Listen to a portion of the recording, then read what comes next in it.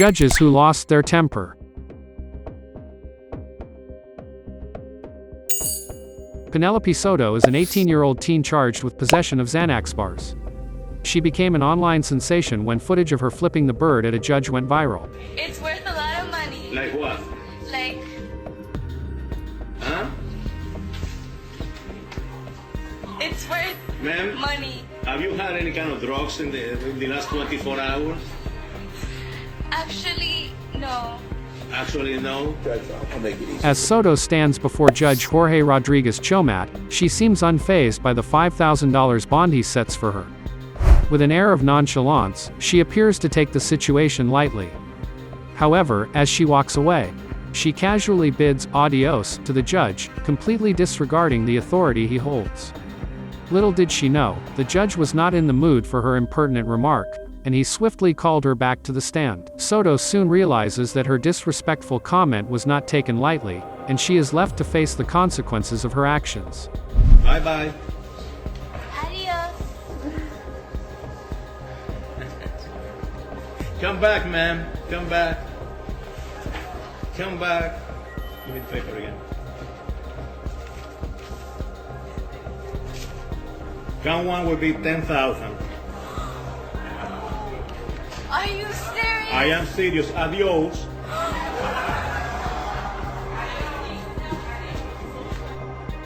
As if things couldn't get any worse, Soto's contemptuous behavior took a sharp turn towards audacity when she not only hurled profanities at the judge but also flipped him off in a shocking display of contempt. The judge, exasperated by her blatant disrespect, summons her back to the end stand one again and slams her with a 30-day sentence in the county jail. I am serious. Adios.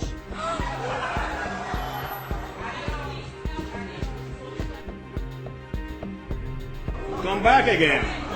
Come back again. Bring him back again.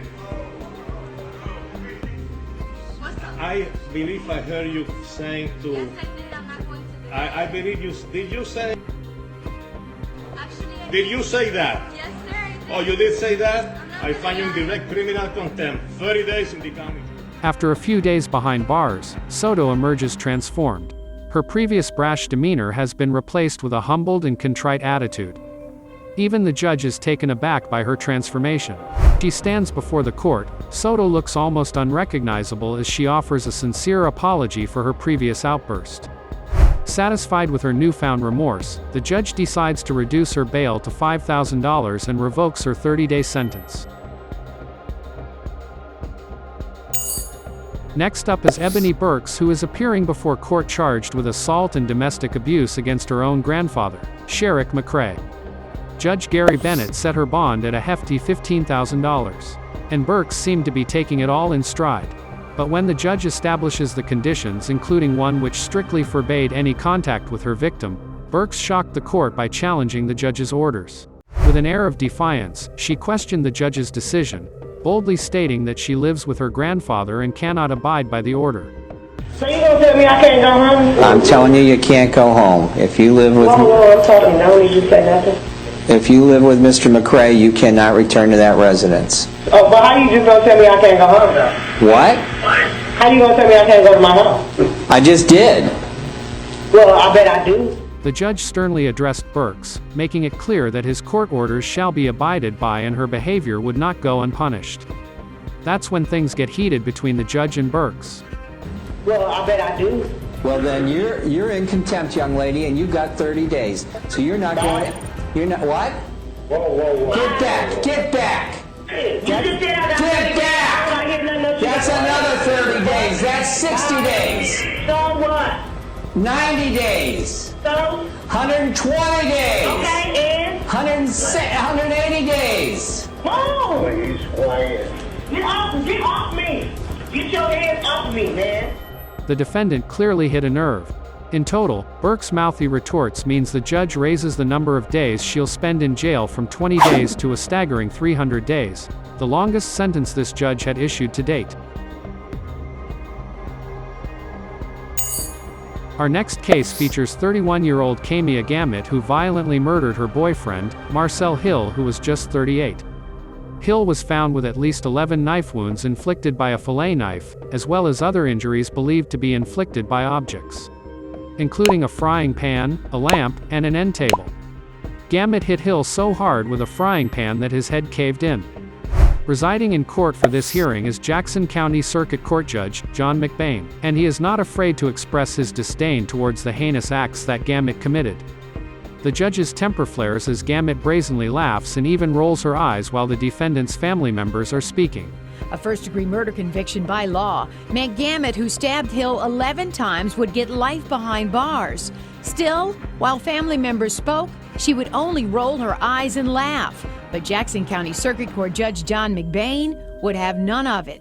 And you're gonna shut your mouth or I'm gonna have some duct tape put on it. Despite pleading self-defense, claiming that Gamet was defending herself from who she believed was an intruder, justice was served. The jury found Gamet guilty of stabbing Hill and beating him to death.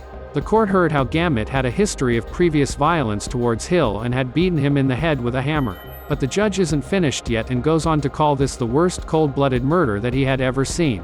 Judge McBain is clearly fuming about the whole case and isn't afraid to show it when he explodes on Gamet about her heinous crime. Department 2, you were relentless, you stabbed, you stabbed, you stabbed, you stabbed, you stabbed until he was dead. You didn't think he was an intruder. You know, maybe one stab wound, okay, maybe that's self-defense. But you put in 11 more to make sure he was good and dead. So I agree with the family. I hope you die in prison as well. You know, and if this was a death penalty state, you'd be getting the chair. Had Gamet been sentenced in a death penalty state, McBain stated that she would have been given the death penalty. Instead, Gamet was found guilty of first-degree murder and sentenced to life in jail without parole. We're in Michigan now, where Judge Lisa Gorsica is handling a divorce case which centers on the children refusing to have a healthy relationship and engage with their father on scheduled parenting time.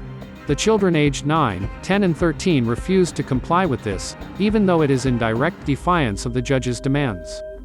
The judge is so frustrated that the children won't comply with her orders that she even goes to the length of threatening them. I ordered you to have a healthy relationship with your father. Your dad is a good man who loves you. When the children refuse to listen, Judge hangs the possibility of time at Children's Village, a juvenile detention center, over their heads. You want to have your birthdays in Children's Village?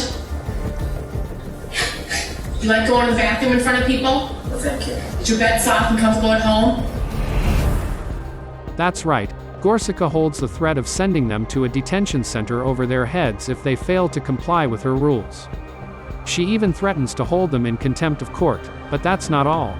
Ridiculous, I have to say. I've never seen anything like this. One day you can watch this video and realize that you two have been brainwashed. Your dad is a good man who loves you. You have been brainwashed. You need to do a research program on Charlie Manson and the cult that he has. That's right, the Oakland County judge claims that they have been brainwashed.